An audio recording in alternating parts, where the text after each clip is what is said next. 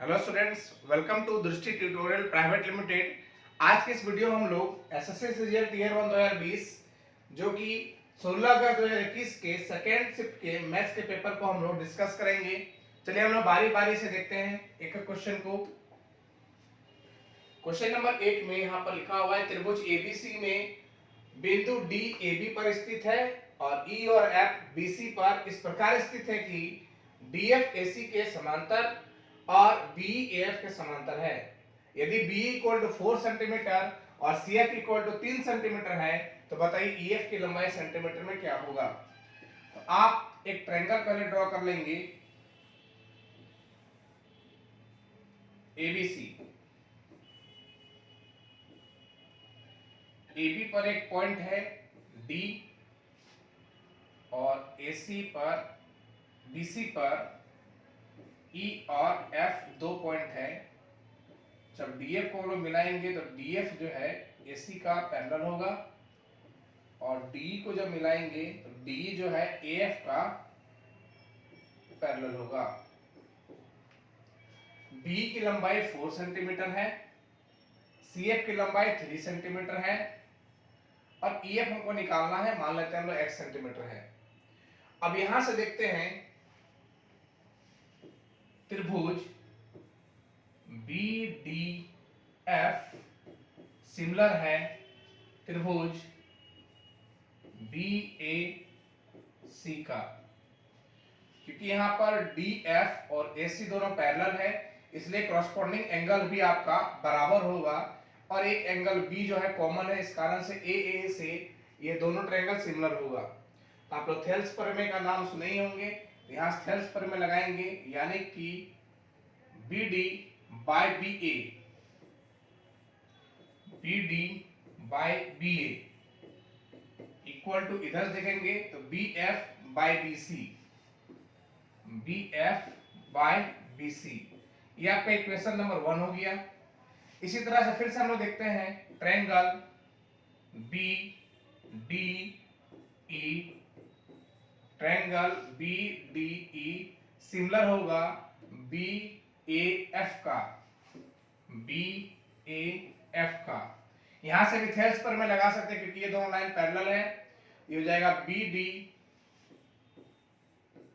Bye B A equal to इधर से देखेंगे B E by B F. ये आपका इक्वेशन नंबर 2 हो गया। दोनों इक्वेशन में जब इक्वेट करेंगे हम तो यहाँ पर देख रहे हैं एलएचएस दोनों बराबर है तो आरएचएस भी बराबर होगा, यानी कि आप यहां से इक्वेट करने के बाद लिख सकते हैं B F by B C equal to BE by B F. अब यहां से हो गया बी एफ का square equal to B C into BE. BF की लंबाई यहां से देखेंगे ये 4 और ये x, तो ये पूरा क्या हो जाएगा आपका 4 प्लस एक्स का स्क्वायर। और इधर देखेंगे BC तो BC की लंबाई 4 प्लस एक्स प्लस 3 यानी कि 7 प्लस एक्स हो जाएगा और B की लंबाई देख रहे हैं यहाँ पर 4 है।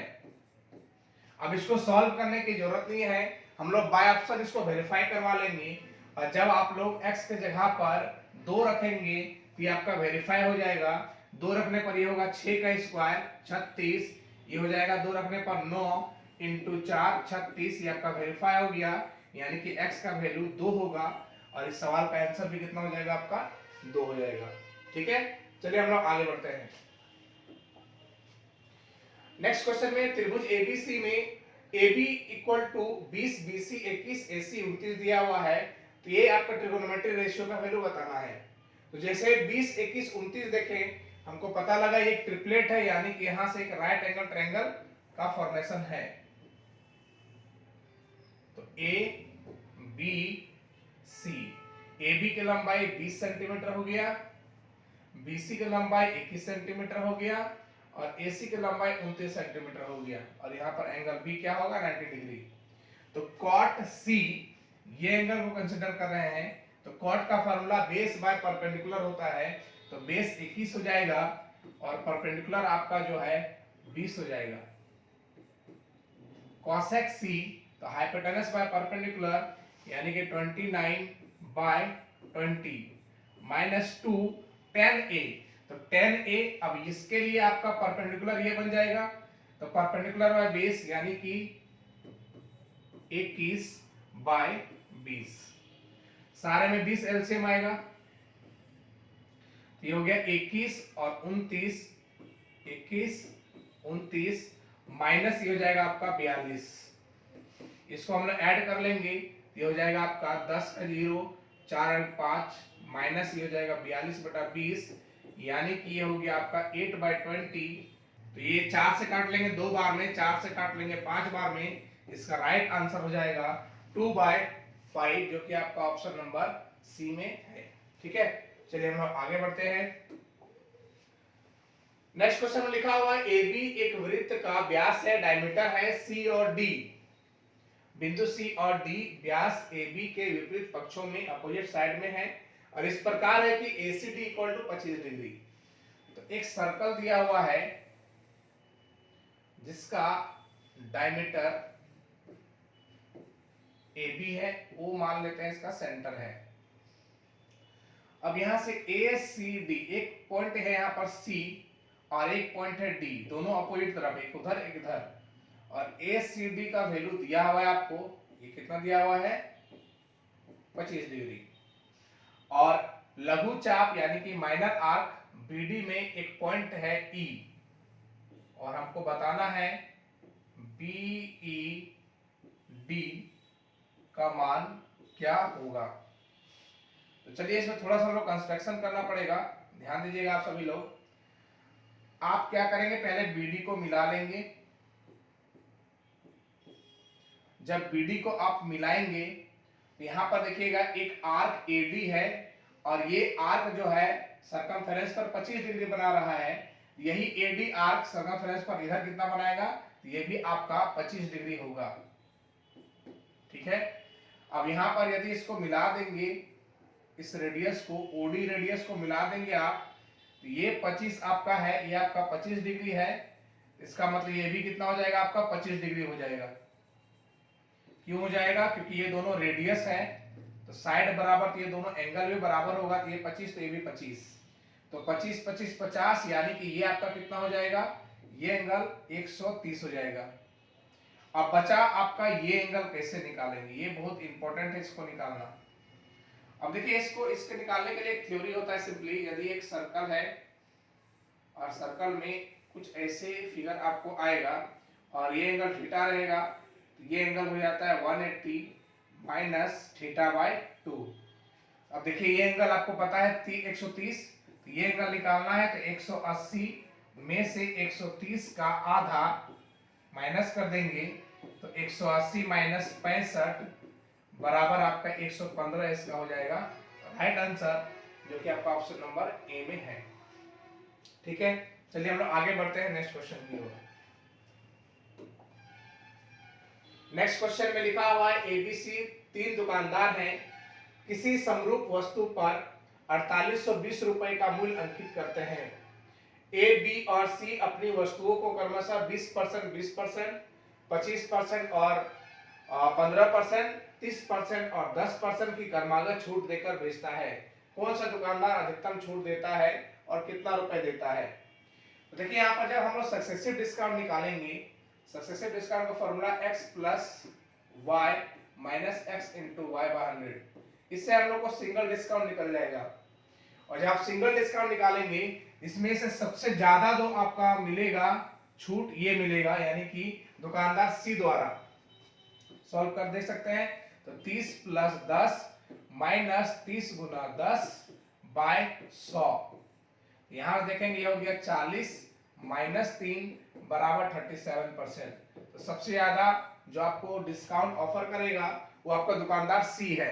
क्लियर है, कितना ऑफर कर रहा है 37%। अब पूछा गया इसको रुपए में बताइए कितना रुपए में, तो यहाँ पर देखिएगा टोटल जो है मार्क प्राइस 4820 है और उसका 37% निकाल लेंगे, तो आपका जो आंसर आएगा वो 1783.4 रुपए आएगा, जो कि आपका ऑप्शन नंबर डी में दिया हुआ है। हालांकि यहाँ पर आप यूनिट प्लेस से भी चेक कर सकते हैं, यूनिट प्लेस इसका 4 है और एक ही ऑप्शन में 4 होगा, ये तो आपका होने का कोई उम्मीद ही नहीं था। ठीक है, चलिए आगे बढ़ते हैं। यदि 9 अंक वाली संख्या 7p5964q28 से डिविजिबल है तो q का अधिकतम मान के लिए p स्क्वायर माइनस q का मान क्या होगा, और p और q एक नेचुरल नंबर है। तो सबसे पहली बार यदि अधिकतम नंबर बोला गया है तो हम लोग पहले एक बार अधिकतम नंबर रख के देखेंगे। यहाँ पर ये 7p5964q28।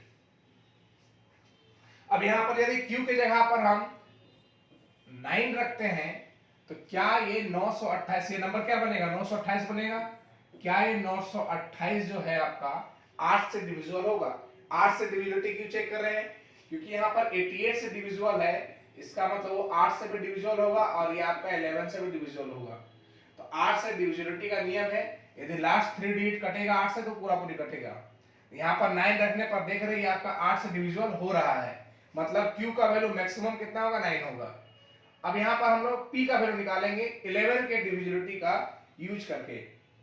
तो 7p59649228 दो का पेयर बना लेंगे हम लोग सबसे पहले, दो का पेयर, और माइनस करना स्टार्ट करेंगे। ये दोनों माइनस कीजिए, 8 में से 2 गया 6, 9 में से 4 गया 5, 6 में से 9 गया -3, 5 में से p गया तो 5 माइनस p, और 7 में से 0 गया तो 7, और सबको हम लोग ऐड कर लेते हैं और देखते हैं क्या आता है रिजल्ट हम लोग का।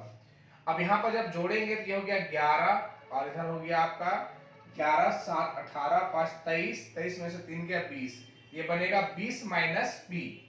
और 20 माइनस p को 11 से डिविजिबल बनाने के लिए या तो इसको 0 बनाना होगा या फिर 11 या फिर 11 का मल्टीपल। तो ये 0 आप बना नहीं पाएंगे, क्योंकि 0 बनाने के लिए आपको p का वैल्यू 20 रखना होगा, और क्योंकि एक p डिजिट है इसलिए 20 होगा नहीं। अब यहाँ पर इसको 11 बनाना होगा, और 11 बनाने के लिए p का वैल्यू आपको 9 पुट करना होगा।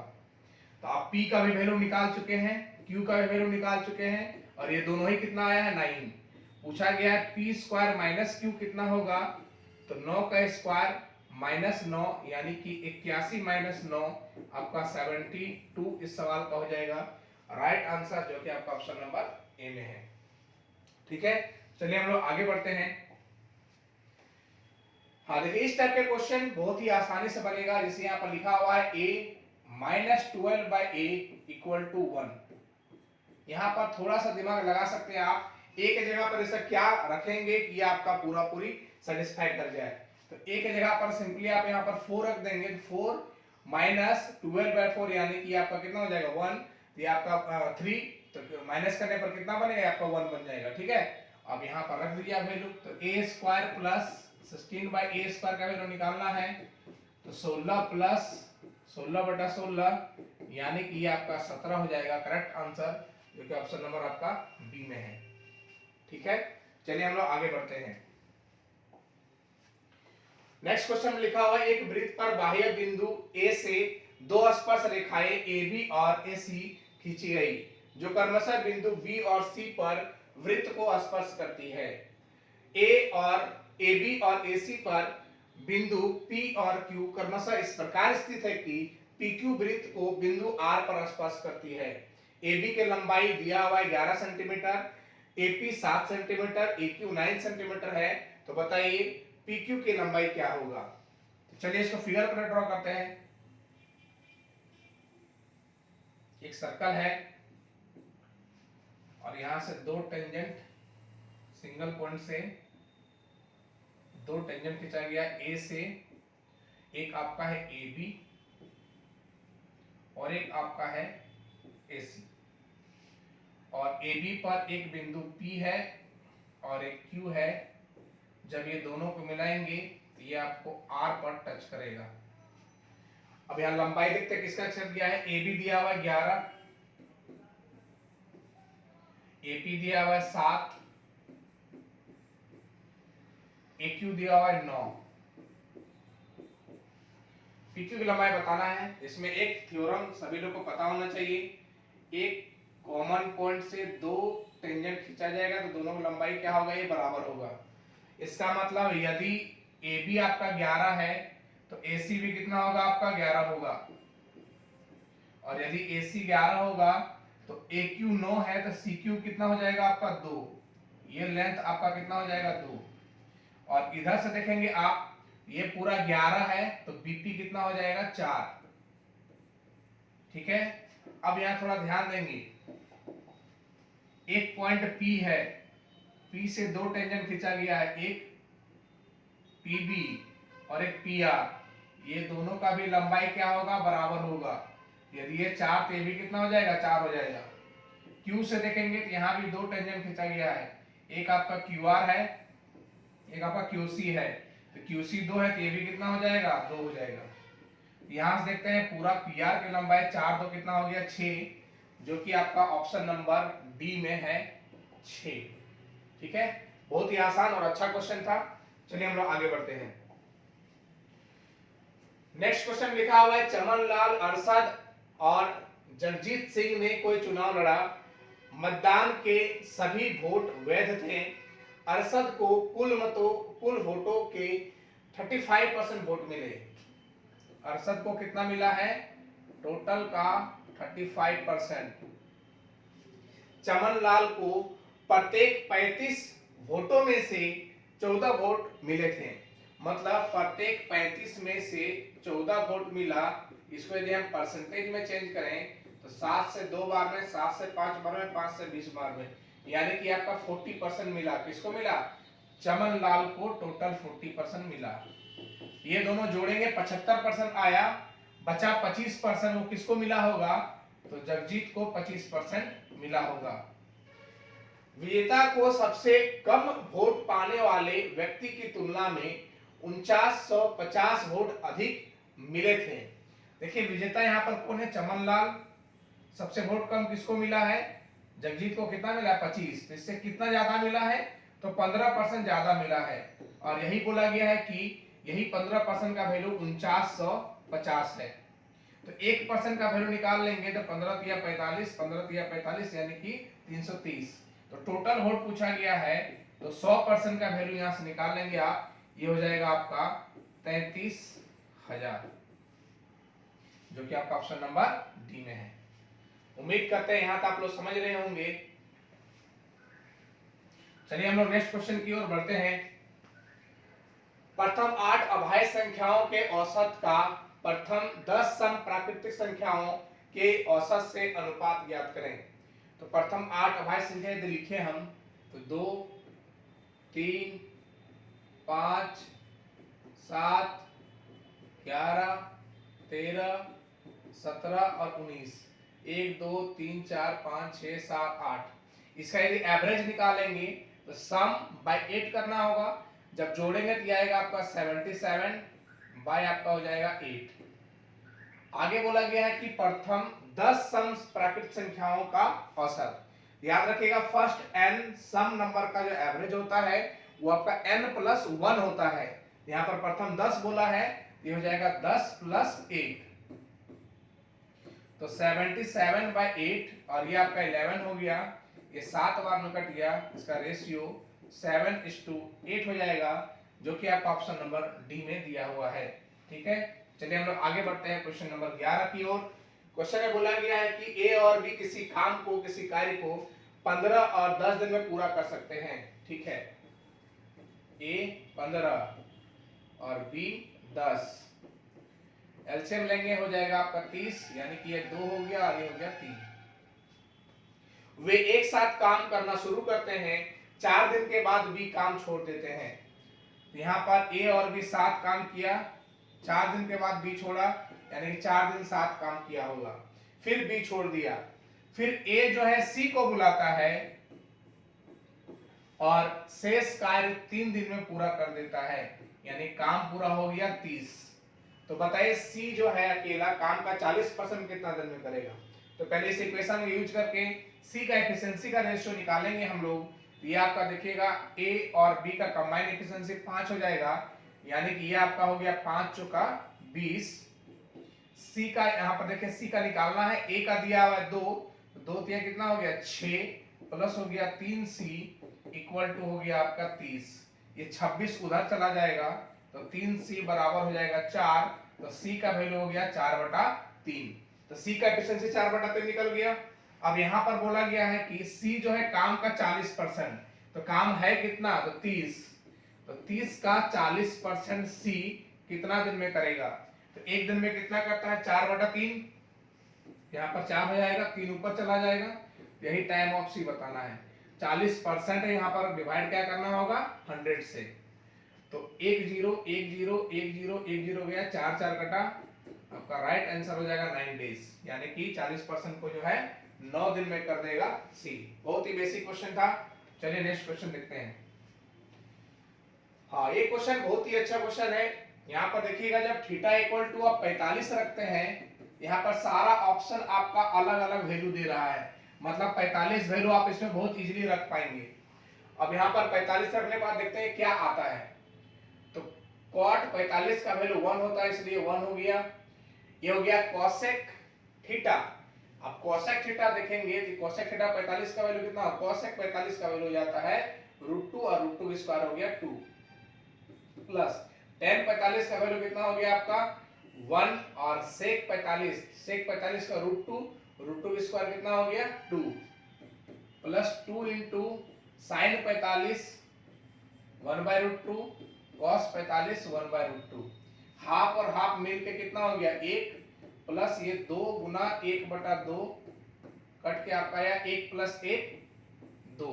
अब कौन सा ऑप्शन में आपका वैल्यू 2 दे रहा है, तो ऑप्शन नंबर ए को चेक करेंगे तो ये आपका हो जाएगा √2, अभी 45 रखने पर ये भी √2 हो जाएगा, और √2 कितना हो जाएगा 2, यानी कि आपका ऑप्शन नंबर 1 में दे रहा है। ठीक है, चलिए हम लोग आगे बढ़ते हैं। नेक्स्ट क्वेश्चन अलजेब्रा का है। 16√2x³ plus 81√3y³ divided by 2√2x plus 3√3y। अब इसका वैल्यू दिया x² plus b y² plus c xy, तो बताना है 2a minus 3b minus 2√6c क्या होगा। चलिए इसको हम लोग सॉल्व करते हैं। तो इसको ध्यान से देखिएगा, ये आपका 2√2x का 2√2x का होल क्यूब है, और ये आपका है 3√3y का होल क्यूब, और नीचे क्या लिखा हुआ है तो 2√2x प्लस 3√3y, और इसके बराबर दिया हुआ है ax² plus by² plus cxy। अब इसको देखिएगा, ये a³ प्लस b³ के फॉर्मेट में है, तो a³ प्लस b³ का फॉर्मूला आता है a प्लस b, a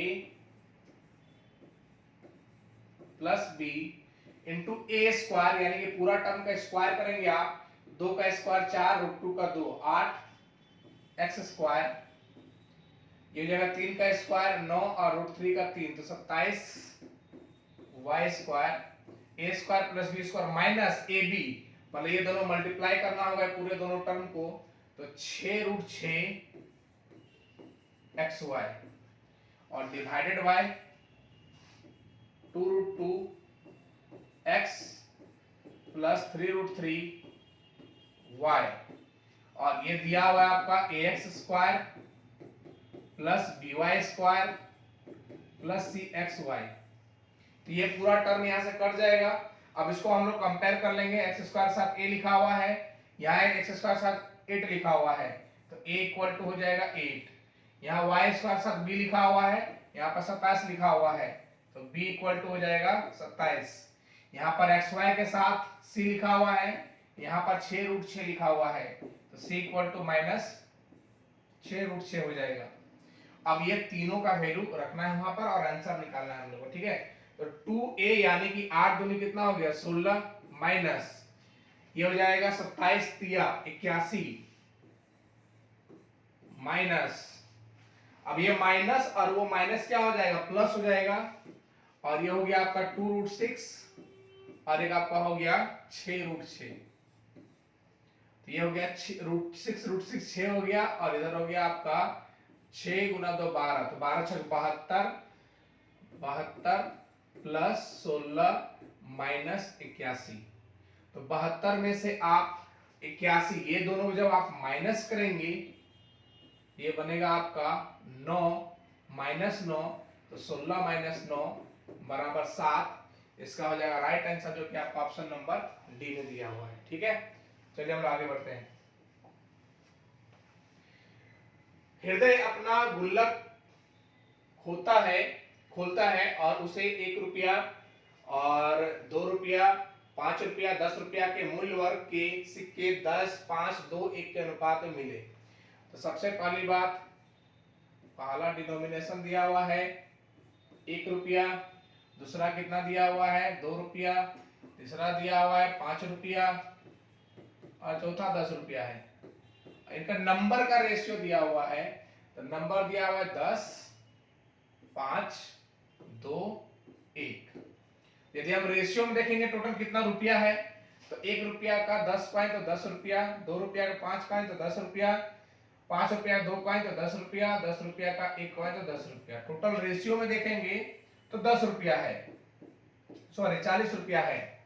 अब यहां पर देखिएगा कि उसके पास टोटल कितना सिक्का है, तो टोटल सिक्का इसके पास 72 है। यहां पर देखेंगे रेशियो में टोटल नंबर ऑफ कॉइन, तो 15 और 3 18 हो जाएगा, और 18 का वैल्यू दिया हुआ है 72, तो 1 का वैल्यू निकाल लेंगे कितना हो जाएगा 4।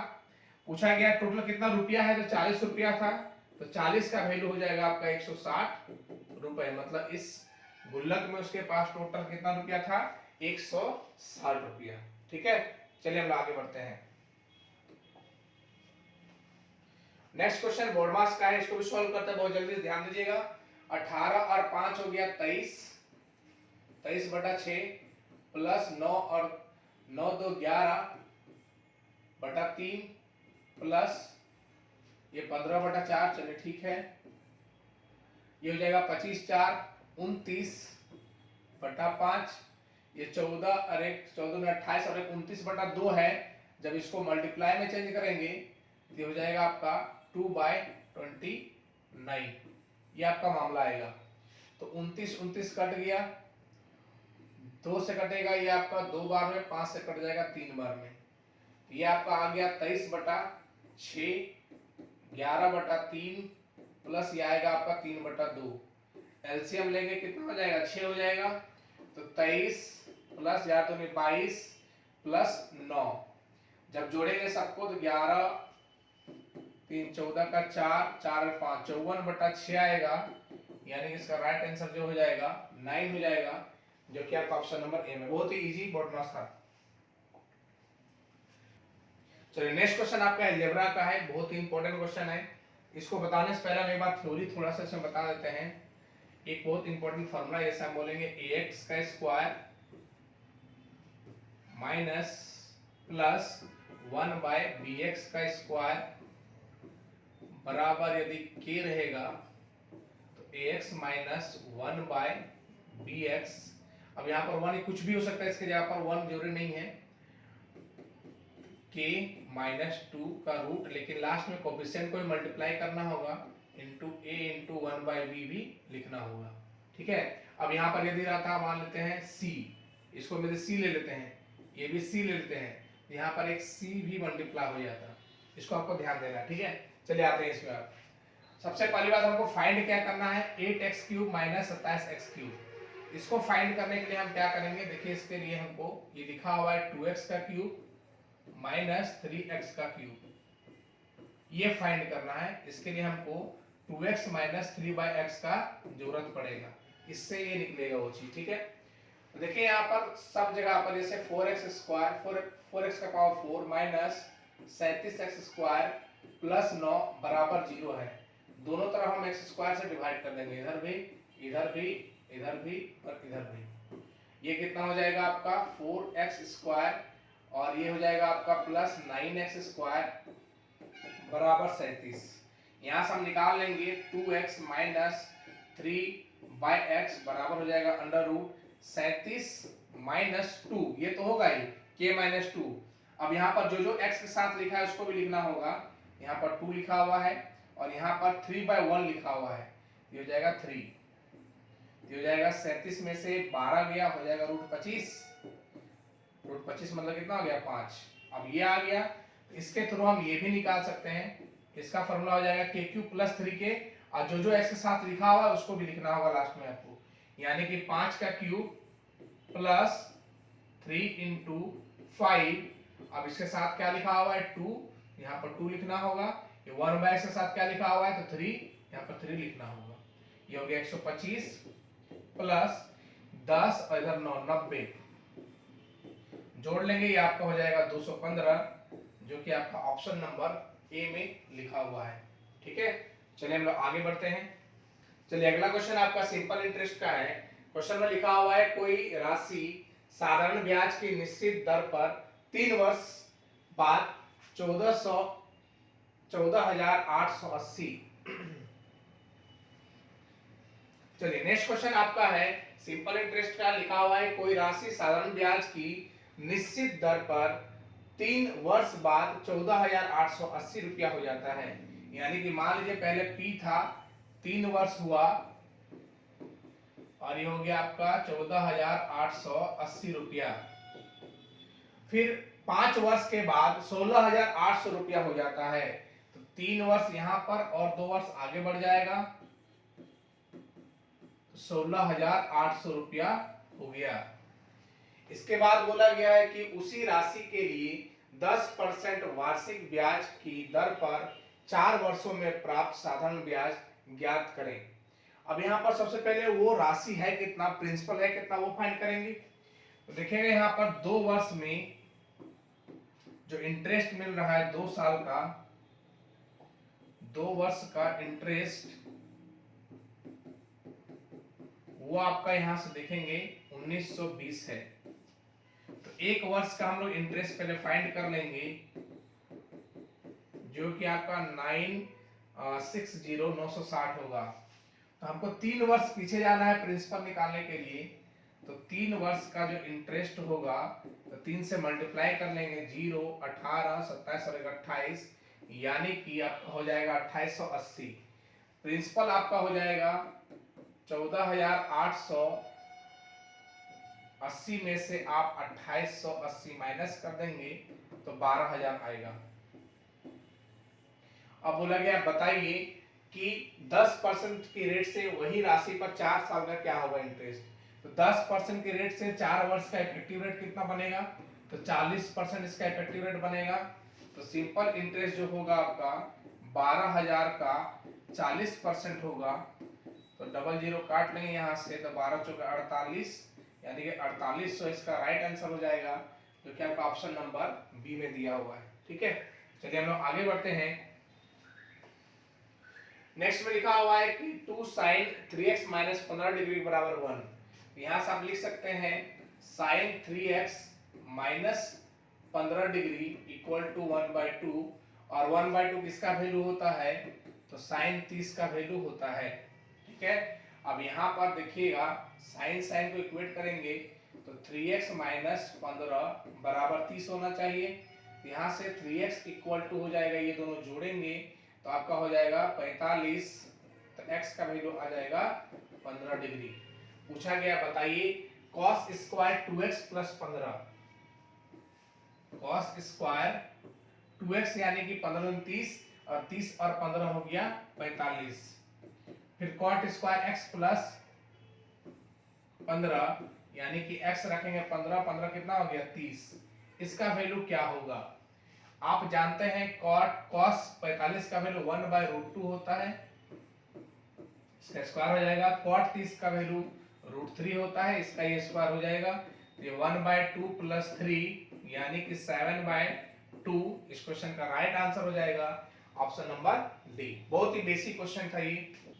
चलिए नेक्स्ट क्वेश्चन आप देखते हैं। यहाँ पर यदि किसी त्रिभुज का एक कोण 74 डिग्री है और अन्य 2 कोणों के आंतरिक कोण समद्विभाजकों के बीच का बना एंगल ज्ञात करना है। तो ठीक है, ये बहुत ही बेसिक क्वेश्चन है। एक ट्रायंगल है और एक एंगल दिया हुआ है 74, रिमेनिंग 2 एंगल का बाइसेक्टर जहां मिलता है उसका नाम क्या होता है, इन सेंटर, और ये एंगल निकालने का फार्मूला होता है 90 प्लस जो ये एंगल है इसका हाफ, यानी कि 74 का हाफ, ये दोनों जोड़ देंगे आ जाएगा, तो हो जाएगा 90 प्लस 3 और 7 37, 7 और ये हो गया आपका 12, तो 127 डिग्री इस क्वेश्चन का हो जाएगा राइट आंसर, जो कि आपका ऑप्शन नंबर ए में है। बहुत ही आसान क्वेश्चन था। चलिए आगे बढ़ते हैं। नेक्स्ट क्वेश्चन में लिखा हुआ है एक रेलगाड़ी सुबह 8 बजे स्टेशन ए से निकलती है।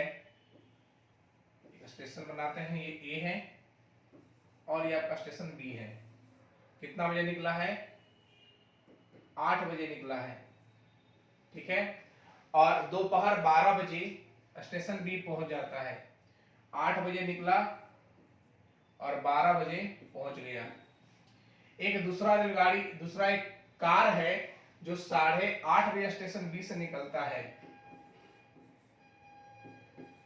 8:30 बजे, और वो वही टाइम पर पहुंच जाता है जितना में ए पहुंचा था, यानी कि ये भी 12 बजे यहाँ पर पहुंच जाता है।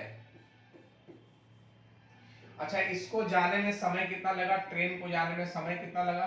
तो 4 घंटा। कार को जाने में समय कितना लगा? तो 3.5 घंटा। अब यहाँ ये दोनों बीच का डिस्टेंस आप कुछ भी मान सकते हैं, लेकिन वैसा वैल्यू मानना है जो 4 और 3.5 से कट जाए, ताकि आपका कैलकुलेशन ज्यादा भास्ट ना हो। तो हम यहाँ पर ये दूरी मान लेते हैं 56।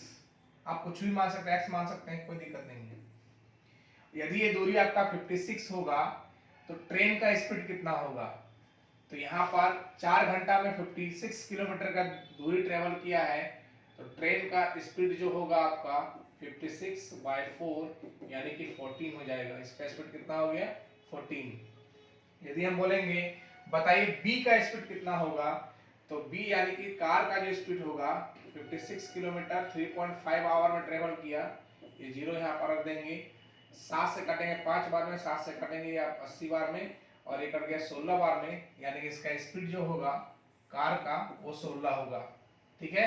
अब दोनों कितना समय मिलेगा ये आपको पूछा गया है, तो दोनों में कितना समय मिलने के लिए दोनों टाइम सेम होना चाहिए। इसका टाइम आपका 8 बजे है और इसका 8:30 बजे है। आप क्या करेंगे, इसको या तो आधा घंटा पीछे कर दीजिए या फिर इसको आधा घंटा चलवा लीजिए। तो हम क्या करेंगे, इसको आधा घंटा पीछे कर देते हैं। जब आधा घंटा पीछे करेंगे तो 1 घंटा में पूरा चलता कितना है? 16, तो आधा घंटा में कितना चलेगा? 8। क्लियर होगा? तो यहां से अब ये दूरी बढ़ जाएगा, 56 इधर और इधर हो गया आपका 8, यानी टोटल दूरी अब हो जाएगा 64।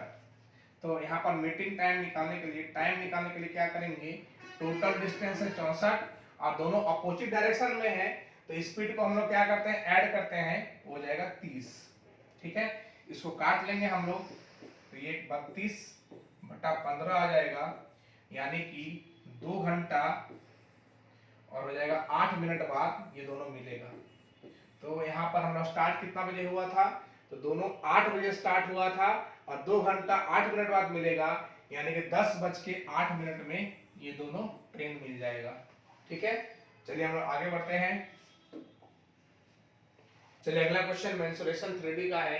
एक गेहूं का ढेर शंकु के रूप में है जिसका आधार का व्यास 8.4 मीटर है। एक गेहूं का ढेर है कुछ इस तरह से, जिसका बेस का व्यास यानी कि डायमीटर ये हो जाएगा आपका, देखिए पूरा डायमीटर दिया 8.4, तो रेडियस कितना हो जाएगा 4.2 मीटर, और इसका हाइट कितना दिया हुआ है 1.75 मीटर।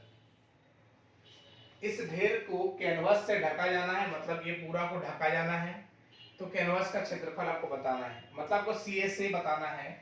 CSA मतलब कर्व सरफेस एरिया बताना है, जो कि फॉर्मूला होता है πr/l। तो पाई तो पता है 22/7, r भी पता है 4.2, मामला l में फंस रहा है, तो कैसे बनाएंगे हम लोग। तो पहले देखिए क्या ये कोई ट्रिपलेट में हम लोग चेक करेंगे एक बार, तो रेशियो ले लेंगे दोनों को हम लोग 1.75, इसको मान लेते हैं परपेंडिकुलर, और बेस आपका है 4.2, यहाँ पर हटाएंगे तो ये 00 लगेगा, ये आपका लगेगा 10 गया, 5 से कटेगा आपका 2 बार में, 5 से कटेगा 35 बार में, 7 से काट देंगे 5 बार में, 7 से 6 बार में, तो रेशियो सॉल्व करेंगे, हो जाएगा 5 और 12, तो 5 12 13, एक ट्रिपलेट होता है, सभी लोगों को पता होना चाहिए। यहां से हम इस L का वैल्यू निकाल लेंगे, तो 5 का वैल्यू कितना दिया हुआ है 1.75, तो 1 का वैल्यू हो जाएगा 0.35, ठीक है। अब यहां से हम लोग 13 का वैल्यू निकाल लेंगे, तो 13 पचे 65 का 5, 13 तिया 39, 39 और इधर आपका 6 हो गया 45, यानी कि 4.55 इसका हो जाएगा। तिरक ऊंचाई स्लांट हाइट, अब इसको यहाँ पर रखना है और रख के वैल्यू सॉल्व कर लीजिएगा। आपका ऑप्शन नंबर ए यानी कि 60.06 इसका राइट आंसर होगा, ठीक है। चलिए हम लोग आगे बढ़ते हैं। राधा 10,000 रुपए में कंप्यूटर टेबल और 5,000 रुपए में सेंट्रल टेबल खरीदती है। यदि कंप्यूटर टेबल को 8% के प्रॉफिट पर, कंप्यूटर टेबल को 8% के प्रॉफिट पर और पूरे लेन देन में 10% का प्रॉफिट करने के लिए सेंट्रल टेबल को, ये आपका सेंट्रल टेबल है, ये आपका कंप्यूटर टेबल है, सेंट्रल टेबल को कितना परसेंट लाभ पर बेचा जाना चाहिए, मतलब इसका वैल्यू पूछा गया है। तो सबसे पहली बात आपको पता होना चाहिए, जब भी प्रॉफिट का एलिगेशन लगता है, नीचे रेशियो सीपी का आता है और सीपी दिया हुआ है, कंप्यूटर वाला का प्राइस कितना दिया हुआ है 10,000 और सेंट्रल टेबल का दिया हुआ है 5,000। जब रेशियो लेंगे ये 2 1 आएगा, यानी कि ये वैल्यू 2 होगा और ये वैल्यू आपका 1 होगा। अब इसको जब माइनस करेंगे कितना हो गया 2, तो 1 का वैल्यू 2 है, तो 2 का वैल्यू कितना हो जाएगा 4। अब देखिएगा ये वैल्यू इससे बड़ा या छोटा है, तो यहाँ पर देख रहे हैं ये वैल्यू इससे छोटा है, यानी कि ये बड़ा होगा, और बड़ा के लिए हम लोग क्या करते हैं दोनों को ऐड करते हैं, यानी कि ये आपका 14% हो जाएगा, जो कि आपका ऑप्शन नंबर सी में दिया हुआ है, ठीक है। चलिए हम लोग आगे बढ़ते हैं। चलिए नेक्स्ट क्वेश्चन डीआई का है, समझते हैं हम लोग क्या बोला गया है। एक पाई चार्ट दिया हुआ है जिसमें से आपका 6 अलग अलग वर्ग में किसी विद्यालय में कक्षा 10 में 300 विद्यार्थियों का प्रतिशत विवरण दिया हुआ है कि इस जो सेक्शन में है कितना कितना कितना कितना आपका स्टूडेंट है। जैसे ए में कितना है 20%, बी में 18%, सी में 19%, इस तरह का दिया हुआ है। दूसरा आपका दिया हुआ है कि टेबल दिया हुआ है, उसमें से A B C D E F 6 अलग अलग वर्ग में क्लास 10 में लड़कों की संख्या को आपको दिखा रहा है, ठीक है। अब क्वेश्चन में बोला गया है कि वर्ग ई में बॉय और गर्ल का रेशियो, ई में बॉय और गर्ल का रेशियो दिया हुआ है 3 और 4। तो वर्ग ई में लड़कों की संख्या, वर्ग ई में बॉय का नंबर और सी में गर्ल के नंबर का रेशियो क्या होगा। तो सबसे पहले हम लोग ई में बॉय का नंबर निकालते हैं। तो यहाँ पर देखिए ई में बॉय का नंबर नहीं दिया हुआ है, आपको पहले फाइंड करना होगा। तो टोटल 300 स्टूडेंट है, 300 में से ई में आपका 14% है, तो 300 का 14% निकाल लेंगे, यहाँ पर हो जाएगा 42, यानी कि 42 लड़का और लड़की दोनों मिला के ई में है। हम यहाँ पर बांट लेंगे इस रेशियो में, तो लड़का निकल जाएगा, तो टोटल 7 है और 7 का वैल्यू 42 होगा, तो 1 का वैल्यू 6 होगा। तो बॉय ई में कितना है, तो 3 है, तो 3 का वैल्यू 18 हो जाएगा, मतलब ई में बॉय कितना होगा 18। यदि आप एक बार रेशियो में नजर घुमाएंगे तो एक ही ऑप्शन में आपको 18 दिख रहा है, इसी में, बाकी बात देखिए किसी में 18 नहीं है, आगे आपको सॉल्व करने का जरूरत भी नहीं है। मतलब जब भी ये रेशियो आएगा ये आपका 23 ही आएगा, आप इसको चेक करके देख सकते हैं, ठीक है। चलिए हम लोग आगे देखते हैं। नेक्स्ट क्वेश्चन में लिखा हुआ है क्या, नीचे दी गई तालिका में 2016 और 2020 तक 4 शहरों में लगाए गए पेड़ों की संख्या है, तो बताइए किसमें सबसे अधिक पेड़ लगाए गए हैं। ये तो बहुत ही आसान है, आप लोग चेक कर लेंगे। 2017 में जो है सबसे अधिक पेड़ लगाए गए हैं, आप कंपेयर करके भी देख सकते हैं। इसका राइट आंसर हो जाएगा आपका 2017, ठीक है। नेक्स्ट क्वेश्चन फिर से लिखा हुआ है कि निम्न बार ग्राफ 2014 से 2018 तक 5 वर्ष के दौरान ए और बी संस्था में विज्ञान पाठ्यक्रम के लिए नामांकित छात्रों की संख्या को दर्शाया गया है, ठीक है। 2015-2017 में संस्थान बी में नामांकन कुल छात्रों की संख्या 2015 में बी कितना है, बी रेड वाला है और ब्लू वाला ए है। 2015 में देखिए 360 एक हो गया बी, और 2017 में हो गया इधर 325। ठीक है, आगे बोला गया है कि 2014-2016 में ए, 2014 में ए कितना है 160, और 2016 में ए कितना है 300। ये दोनों का क्या होगा रेशियो, जैसा क्वेश्चन में बोला गया है। तो जोड़ेंगे, ये आपका हो जाएगा 5 8 6 685, ये आपका हो जाएगा 0 6 4 460। आप यहां से काट लेंगे 5 से, तो 5 1 का 5, 1 5 दिया 15, बचा आपका 3 और 5 7 आपका हो जाएगा 35। एक ही आपका दिख रहा है, यही दिख रहा है, तो 137 और 92 इसका हो जाएगा राइट आंसर। ठीक है, चलिए आगे बढ़ते हैं नेक्स्ट डीआई की ओर। नेक्स्ट डीआई में लिखा हुआ है कि एक चार्ट दिया हुआ है, तालिका दिया है, तो 2020 के दिसंबर महीने के दौरान किसी कंपनी के 4 कर्मचारियों द्वारा आय और उनकी आय स्रोतों को दर्शाती है। ठीक है, बोला गया वरुण का बोनस। अब देखिए वरुण कहाँ है, वरुण यहाँ पर है, और वरुण का क्या पूछा है बोनस, बोनस कितना है, तो ये आपका है 1240। वरुण का बोनस अमित और नितिन दोनों के कुल बोनस से कितना % कम है। तो अमित कहाँ है, अमित यहाँ पर है, अमित का बोनस कितना दिया हुआ है 1000। अमित और नितिन, नितिन यहाँ पर है, इसका भी दिया हुआ है 1000, तो 1000 कितना हो गया 2000 हो गया। हाँ, तो वरुण का बोनस, या आपका वरुण का बोनस हो गया।